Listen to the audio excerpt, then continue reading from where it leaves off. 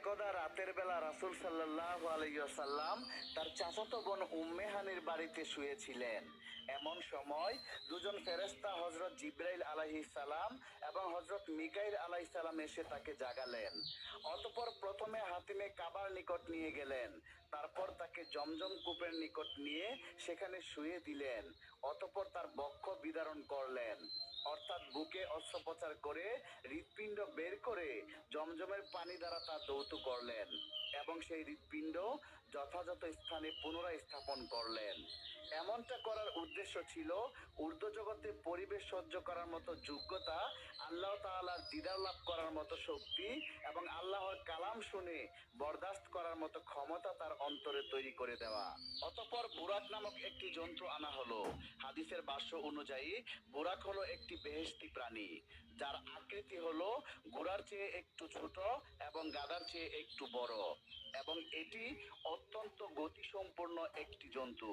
অতঃপর রাসূল সাল্লাল্লাহু আলাইহি সাল্লাম যখন বুরাকে সাওয়ার হওয়ার জন্য প্রস্তুত হলেন, তখন বুরাক নড়াচড়া করে কিছুটা অস্বীকৃতির ভাব প্রকাশ করতে লাগলো। তখন জিবরাইল আলাইহিস সালাম বললেন, হে বুরাক, তুমি কি জানো তোমার পিঠে কে আরোহণ করতে যাচ্ছে? আজ পর্যন্ত তার চেয়ে কোনো সম্মানিত বান্দা তোমার পিঠে আরোহণ করেনি। উনি হলেন সাইয়্যিদুল মুরসালিন মুহাম্মদ সাল্লাল্লাহু আলাইহি ওয়াসাল্লাম। তখন বুরাক অত্যন্ত লজ্জান্বিত হলেন। তারপর বুরাক অত্যন্ত লজ্জান্বিত হয়ে তার শরীর একদম নিচু করে মাথা নিচু করে দিয়ে দিলেন।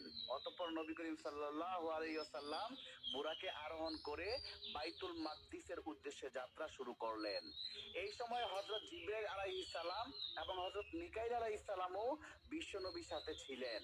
যাওয়ার সময় রাস্তার পাশে এক বৃদ্ধার পাশ দিয়ে তিনি অতিক্রম করছিলেন। এমন সময় বৃদ্ধা রাসূল সাল্লাল্লাহু আলাইহি সাল্লামকে ডাক দিল। তখন জিবরাইল আলাইহিস সালাম বললেন, হে নবী, আপনি সামনে চলুন, এর প্রতি ভ্রুক্ষেপ করবেন না। আরো কিছুক্ষণ যাওয়ার পর আরো এক বৃদ্ধার সাথে দেখা হলো। সেও রাসূল সাল্লাল্লাহু আলাইহি সাল্লামকে আহ্বান জানালো, কিন্তু জিবরাইল আলাইহিস সালাম নবী করিম সাল্লাল্লাহু আলাইহি সাল্লামকে আগে বাড়তে বললেন। আরো কিছু দূর অগ্রসর হয়ে দেখলেন একদল লোক তারা নবী করিম সাল্লাল্লাহু আলাইহি সাল্লামকে দেখে বললেন, আসসালামু আলাইকুম ইয়া আউয়ালু, আসসালামু আলাইকা ইয়া হাবিব। তখন জিবরাইল আলাইহিস সালাম বললেন, হে নবী, আপনি এদের সালামের জবাব দিন। ফলে নবী করিম সাল্লাল্লাহু আলাইহি সাল্লাম তাদের সালামের জবাব দিলেন। অতঃপর দলটি চলে যায়। তখন জিবরাইল আলাইহিস সালাম বললেন, যে বৃদ্ধাকে আপনি রাস্তার পাশে দেখলেন সে হলো দুনিয়া। বৃদ্ধা বার্ধক্যের শেষ সীমায় পৌঁছে গিয়েছে, তার হায়াত আর বেশি দিন বাকি নেই। ঠিক তেমনি দুনিয়ার অবস্থাও, তাই দুনিয়াও তার শেষ পর্যায়ে এসে উপনীত হয়েছে। আরো একজন যে বৃদ্ধাকে দেখেছিলেন সে হলো অভিশপ্ত শয়তান। তাদের উভয়ের উদ্দেশ্য ছিল আপনাকে তাদের প্রতি আকৃষ্ট করা। আর তৃতীয়বার যে দলের সাথে আপনার সাক্ষাৎ হলো, যারা আপনাকে সালাম দিল, এরা হলেন হযরত ইব্রাহিম আলাইহিস সালাম এবং হযরত মুসা আলাইহিস সালাম এবং হযরত ঈসা আলাইহিস সালাম। অতঃপর রাসূলুল্লাহ সাল্লাল্লাহু আলাইহি সাল্লাম আবারও পথ চলতে লাগলেন।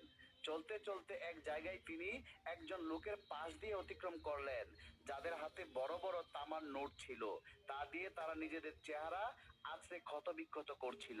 রাসূল সাল্লাল্লাহু আলাইহি সাল্লাম জিবরাইলকে জিজ্ঞেস করলেন, জিবরাইল, এরা কারা? তখন জিবরাইল আলাইহিস সালাম জবাব দিলেন, এরা হচ্ছে সেই সব লোক যারা দুনিয়াতে মানুষের পরনিন্দা এবং গীবত করত, সর্বদাই মানুষের দুশ্চর্চায় লিপ্ত থাকতো, তাই তাদের এই অবস্থা। এরপর রাসূল করিম সাল্লাল্লাহু আলাইহি সাল্লাম আবারও সামনের দিকে অগ্রসর হলেন। কিছু দূর যেতেই এক ব্যক্তিকে রক্তের নদীতে হাবুডুবু খেতে দেখলেন এবং দেখলেন সে পাথর লুকমা বানিয়ে খাচ্ছে। রাসূল করিম সাল্লাল্লাহু আলাইহি সাল্লাম তখন জিবরাইলকে জিজ্ঞেস করলেন, জিবরাইল, এই লোকটি কে? তখন জিবরাইল বললেন, সে হলো ওই ব্যক্তি যে দুনিয়াতে মানুষের রক্তে উপার্জিত টাকা মেরে সে অবৈধভাবে তা দখল করে ভোগ করত। অতঃপর নবী করিম সাল্লাল্লাহু আলাইহি ওয়াসাল্লাম আবারও সামনের দিকে চলতে শুরু করলেন। কিছুক্ষণ পর একদল লোককে তিনি দেখলেন, যাদের মাথা পাথর দিয়ে চূর্ণ বিচূর্ণ করে দেওয়া হচ্ছে। আবার মুহূর্তের মধ্যে তা আগের মতোই হয়ে যাচ্ছে। আবার পাথর মেরে চূর্ণ বিচূর্ণ করা হচ্ছে। এভাবে অনবরত চলছেই তাদের কাজ। রাসূল করিম সাল্লাল্লাহু আলাইহি সাল্লাম জিবরাইলকে বললেন, জিবরাইল, এরা কারা আর এদের এই অবস্থা কেন? তখন জিবরাইল আলাইহিস সালাম উত্তর দিলেন, এরা সেসব লোক যারা ফরজ নামাজ আদায় করতে অলসতা করত।